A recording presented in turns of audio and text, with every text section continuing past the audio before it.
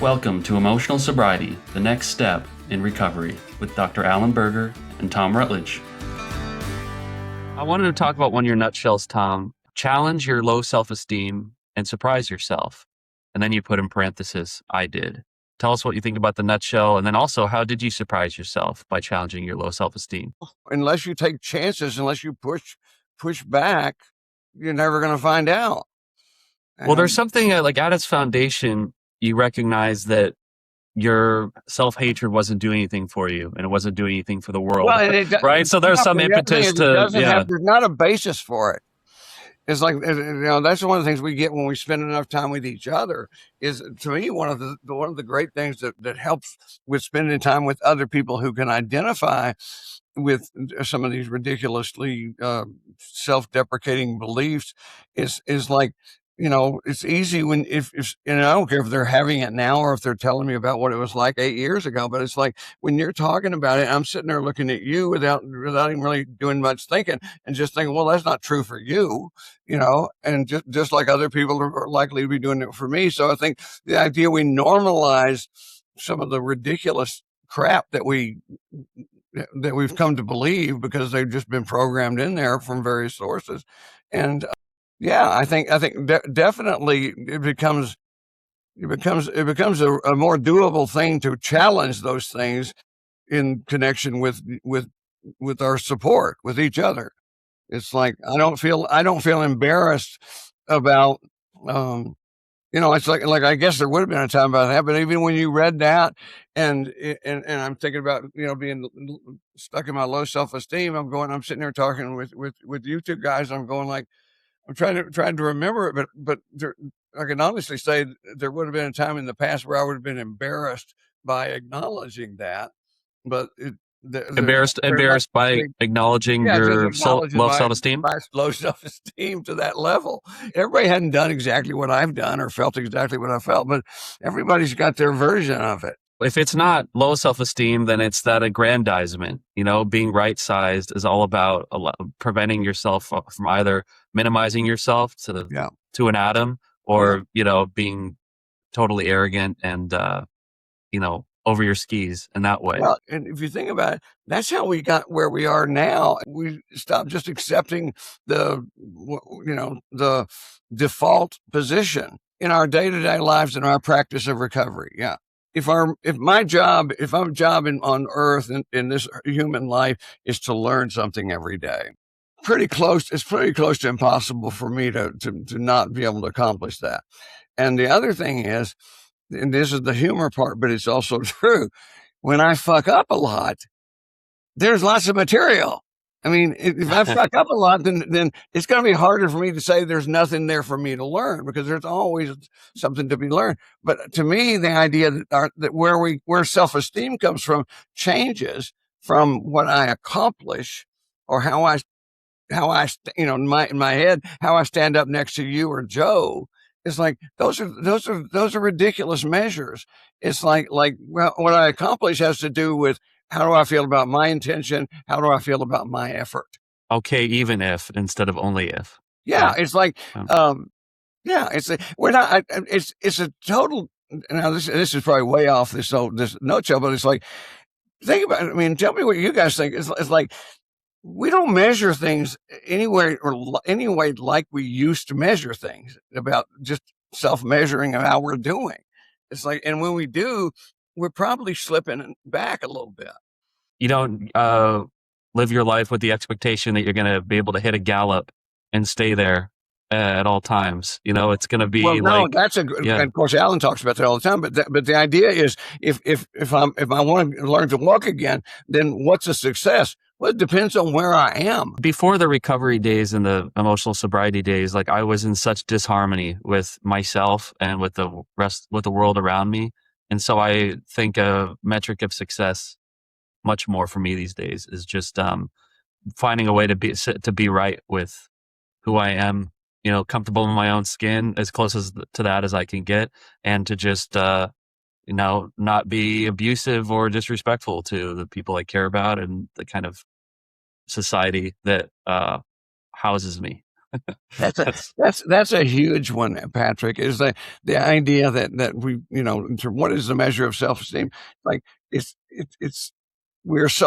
I think we are so geared in our culture to focus toward accomplishment or professional this or that. But it's like one of the things that I have learned from some of the best people I've been around in the last many years is, one of the best places I want to measure my success in any given day is how I treat other people. I've just gone through and after 7 months kind of resolved this glitch thing I had with my insurance with Medicare. And for 7 months, I was every week I was on the phone several times, sometimes meeting in person with these people. And I was historically a very impatient man who just almost loved to get angry at people.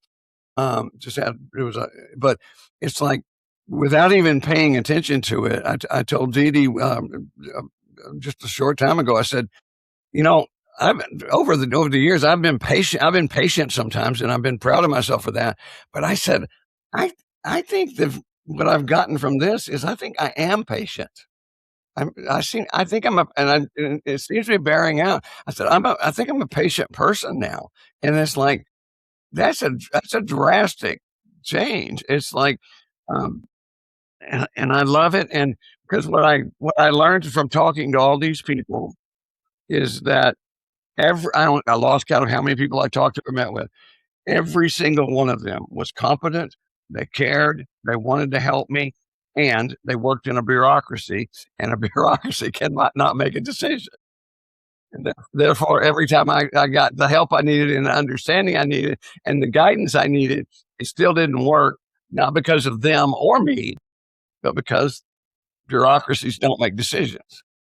I mean, one of the most shocking things from your experience with that, Tom, is when you refer to the benevolence of the people over the phone in Tennessee giving social services. I would not have expected that. Yeah. Oh my God. And first of all, I'm so grateful that I don't have that job. It's like, yeah, there you go. These people have to deal with every single day when they're, I promise you, everybody they're talking to is not patient. And all of that, I talked to one person who she was kind of rough, kind of gruff in a way. But I did something I teach other people to do all the time. She was the one person that she didn't seem very happy to be talking to me. And I lied to her. I said, listen, I just need to say, I've been doing this for so many months. And I said, you're the first person I've talked to that I really feel like you're listening to me. That wasn't true. That was the opposite of the truth. But I wasn't doing it to bullshit her or manipulate her. I gave her a compliment, and she did what I had learned to do. She stepped into it. Right. It encouraged her towards it's not personal. She wasn't upset with me. She was having a bad day. So what I've learned is I give her something to be of service if I can, and it's okay if she didn't. I would have been all right. But it's like she became very helpful and very kind to me after that. And it's like, I'm sure she didn't even know she went through the transition. She was just having a rough time. And so anyway, guess what? We're learning to think of other people. There's the measure. How much today, rather forget about all the clients I'm going to see or how I think I'm going to do on the podcast, just bumping into people. How am I treating these people? That stuff counts. Sometimes it's all I have, but I'm grateful. I'm grateful for that. I don't know how the universe works, but I have a feeling if we die and there's that life review, those are the things that are going to. That's what really matters. I don't think it's going to be like you did a hell of a job on the podcast that day. You said some very clever things. I don't think that's what's going to happen. Tom, you talked to me for almost an hour, just helping me with when I was just agonizing over my breakup, and I'll never forget that. That was just very. It was a really tough corner of my life that I didn't know how to get around, and your presence really helped me. So that's just, and I'm sure you do that 10 times a day. So but I tell you what, that's the good thing to be reminded of is that you're right. It is my presence. It's like that's another thing I can do as a professional, or I can do as a friend. I can sit there and go, I don't know how would I do, you can take that apart. It's like, everything from just talking to people to actually research that's been done when clients talk about what matters in therapy. It doesn't matter that we're great at therapy. It matters that we give a shit, that we care.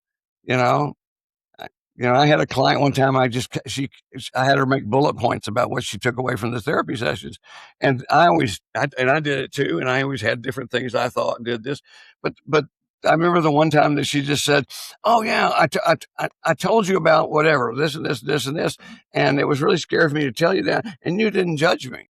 And I'm going like, and you guys know that I didn't do anything. Right. I just sat there. A little bit of projection. I was receptive. There was no temptation to judge, but it's like she needed somebody to be there, and that's what you're talking about. Joe, you had the bright idea to compare and contrast emotional sobriety and some of the principles we talk about in regards to that with cognitive behavioral therapy. It was developed in the 60s by Aaron Beck, and there's a degree of self-monitoring that happens with CBT. There's living in the pause. The bigger problem in all this is that we do this stuff. We have these assumptions. We have these programs, and we're not aware of them. In other words, it's unconscious incompetence.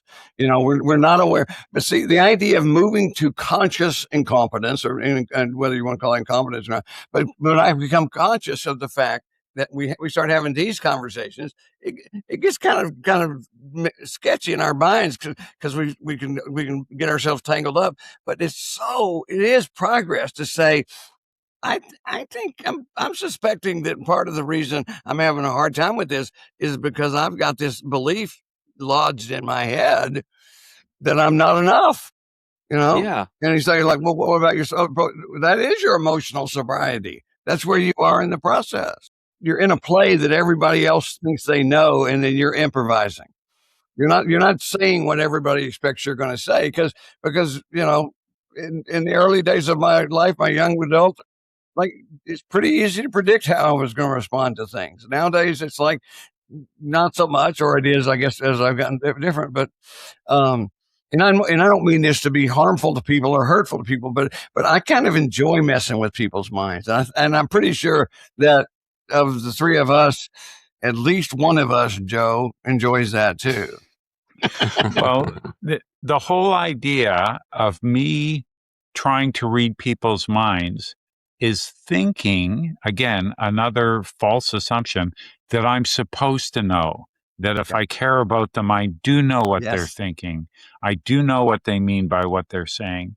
And the truth is, I have to say, help me out with this. I'm not quite sure. What do you mean by what you're saying? Because I want to make sure I'm following. I want to honor what you're saying and not jump to conclusions. And that means admitting my fallibility, which I guess is what anyone with poor self-esteem is going to do, right? You have to hide the infallibility, the fallibility. But the other thing that this is, and maybe I'm kind of free floating here about this, but I like to be in the group that basically is doing my best to behaviorally insist on say what you mean and mean what you say. It's like I had a wonderful therapy teacher from years ago in Atlanta that simple thing, but when somebody seemed upset with her, she would simply say, even if it was like the example she gave me, even if it was like a clerk in a store she just met, she would say, "Are you angry with me?" I mean, that's a showstopper.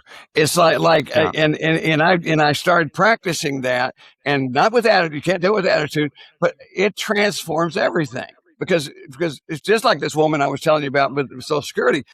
Once you ask that, what you get is people going like, "Oh no, I'm sorry, I'm having a tough day or whatever," and then you bond with them, and you have their day be better, your day's better, that kind of stuff. But I've also done that. I remember a client of a group that said at the end of I knew she was really upset with me, and on the way out, I said, "Are you mad at me?" And she goes, "No." And I go, it's a pretty obvious. But what I do, I said, you seem like you are. So would you, are you? No. I said, would you tell me if you were mad at me? Silence, of course. And it's like, and I said, well, if you are mad at me anytime, you can tell me. And that was the end of the conversation. And Nice. nobody had ever taught Nice. me how to leave something like that in somebody else's lap. I didn't do anything to her. I just didn't do what, like you're saying, Joe, that we learned to say, this is my responsibility now that she's having this experience in front of me. And I know what it is, but she won't tell me. It's like, instead, it was just, and I teach people this all the time. And one of the things I always want to emphasize for anybody who's listening to this is like, you do it with the slightest bit of attitude and you're not doing it. It's like you do it directly, neutrally, with kindness. Like you don't say, okay, well, if you are mad at me, it's like that's just us doing the same thing. We're not being honest with our communication. But it's so much better if we can just talk about this stuff. And if somebody else would, and this woman stayed in the group, she's a good example because we got better. She got better. We got better communicating about this stuff because she learned. I don't know what her process was, but I think what she did is she picked up on the fact that if she wanted me to know something, she was going to need to tell me because I was apparently too dim to know. One thing that strikes me as being very similar to emotional sobriety is that it's all about focusing on yourself and your responses, and rather than trying to control what anybody else is doing, it's all roads go through the self. And my wife calls it positive selfishness. And she says it's self-focused because the word selfish has such a bad rap. It's like she defines positive selfishness as self-focused that not only does not harm other people, but it actually benefits other people. If I'm living my life from the inside out and considering me in relation to you, then I'm being a better person to you as well as to myself. It's very different than we grew up. In the Bill Shaberg book, 30 Things, Practical Advice for Living Well, one of his chapters is, it's always a communication problem. Yes. And, often, like what you described, like if I was the clerk, you said, are you mad at me? Can't talk about that right now, right? Like we have, it's a communication problem, and sometimes just the invitation from you to say, like, you can be mad at me, just tell me if you are, is fine. But sometimes we have to make an appointment to talk about it. Maybe we can go into this a little more later. What's a good time for you, right? Like maybe not while there's a lineup of people here and everyone's complaining because whatever, we're out of bread, right? Whatever it is, right? Well, and the other thing you're saying, Joe, is the idea, though, that we also want to understand that it's not, don't measure things in the all or none way. We're letting go of these measurements. Yeah. It's like the idea that if when I have that conversation with the person and she says, no, I'm not mad at you. And I say, are you sure? You seem mad. No, I'm not mad at you. Would you tell me if you were? And then she doesn't say anything. That communication is there. I had it. She had it.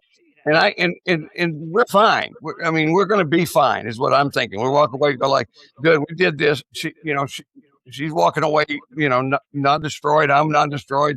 And it's like, we'll get back to this. Like what you're saying. So we don't have to do it all at once. Yeah. Yeah. That's another chapter in 30 Things, the conversation before the conversation. Like I've got some real strong feelings about this, and I don't want to say the wrong thing, but I want to talk to you about it. How about, tomorrow while we're driving, or 20 minutes from now, or whatever else, well, right? Don't do it in a car. Do not get caught in a car with somebody. I reckon people go like, we're going to talk about it on the way to Florida. No, you're not. It's like, I bet you've helped some people avert disaster that way, Tom. Yeah, I very much so. It's like no, you got to be careful about where you choose these things. Yeah, spoken like somebody who's been stuck in a car when he shouldn't have been in a car with somebody. I think there are probably more people because of my style of being so damn verbose and having so many opinions. It's like I would imagine more people have had that experience with me than I have had with them. So I'm more immense to consider now that as we leave this one today. Yeah. More words, Well, more potential damage. You certainly are just part of the team. I just want you to, I think you know that, but I want you to know that. I definitely feel it, like sort of always available, and I'm not indispensable. I love just listening to the podcast too. I know. That's fun also.